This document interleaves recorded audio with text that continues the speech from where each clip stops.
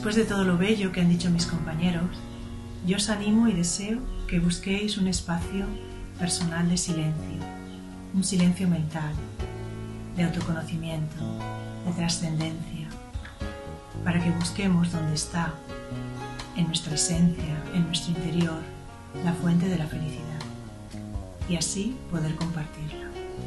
Namaste. Hagamos balance de lo vivido, retrocedamos al instante perfecto, asumamos las decisiones equivocadas y aprendamos de los resultados obtenidos. Sintámonos satisfechos por haber llegado a la hora, al presente. Dibujemos nuestro árbol de logros conseguidos. Seguro que son más de los que creíamos. Querámonos con nuestras ausencias de virtudes. Todos las tenemos.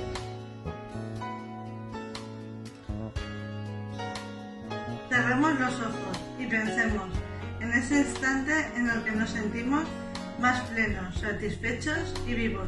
¿Qué estamos haciendo en ese momento? En la respuesta encontraremos para qué estamos aquí, qué podemos aportar a los demás. Ahí comienza nuestro autoconocimiento y empezamos a sentirnos felices y nos sentimos útiles.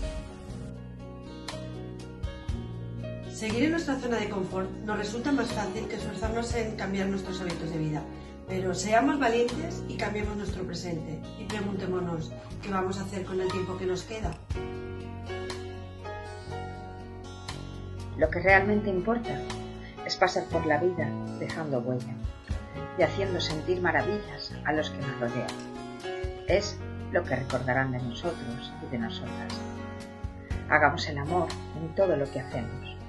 Vivamos la vida, que no sea ella la que nos viva a todos nosotros y nosotras.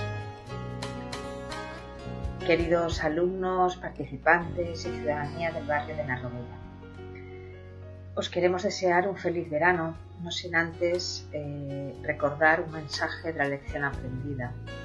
Durante este periodo de confinamiento, estado de alarma, hemos vivido sensaciones y hemos sentido cosas muy diversas. Hemos reído, hemos llorado,